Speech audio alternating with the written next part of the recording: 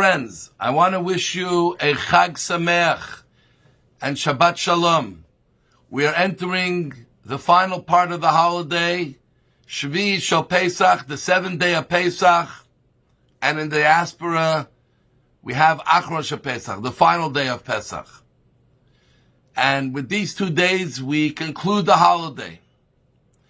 And it's very fascinating that though we really celebrated our going out of Egypt, that we keep the holiday going. And for another week, what's the significance? Yes, we crossed the sea, but we also fought Amalek and we beat them.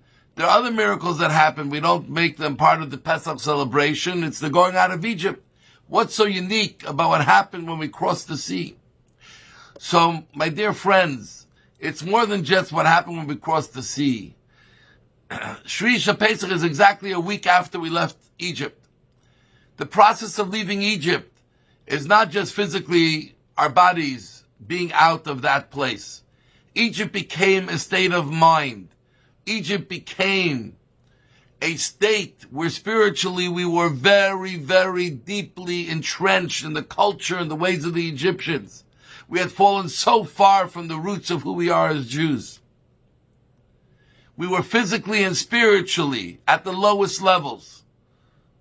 God taking us out of Egypt opened up the opportunity for us to break out of these constraints and to start moving forward as free people, not being led by our body and worldly soul that are trying to get us to think about only here and now and indulge in fun, exciting, on the moment actions and experiences, but to think about who we are and why we are here and who placed us here and who we're here to serve.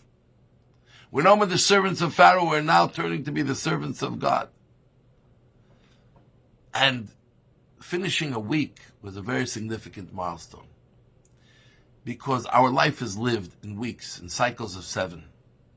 The holiday of Shavuot is 7 weeks after Pesach begins. 7 is a very important number because it represents all our emotional attributes. And we are trying, as we tried then, to move in the direction of starting to take some control and give freedom to every one of our attributes and components of our character. And having finished 1 week, wasn't just that we had a miracle, but that allowed us to experience the greater miracle of splitting the sea, where we were able to see God's hand in a much clearer way than just the week before in Egypt, when sort of, you could say the Egyptians had enough and they were chasing us out. But by the sea, when the Jews were saved, and at the same moments they were saved, the Egyptians were drowned in that exact sea. Gave a clarity of godliness in our life and in the world. And our spending a week moving in the right direction made all the change. And that brings us then 6 weeks later to Shavuot, which is a continuation of Pesach. The culmination of true freedom by embracing the Torah, which allows us to soar, gives us the wings, the sails to go anywhere. Wherever we'd like to go, with God's help, we will get there, following His path. So this part of the holiday not only celebrates going out of Egypt, it actually sets the stage for the final redemption, because this is all a progress of 3,337 years. We're so close.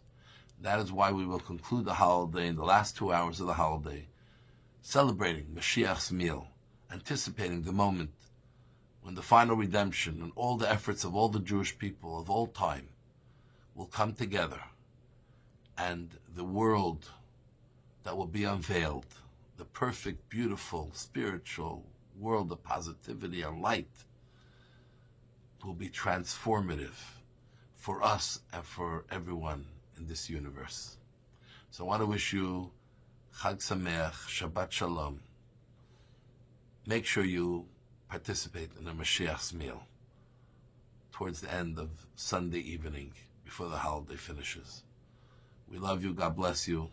Candlelight time in Montreal for Friday evening, 7:27 p.m. Saturday evening, you'll light the candles for the holiday after the holiday is over, after 8:34 p.m.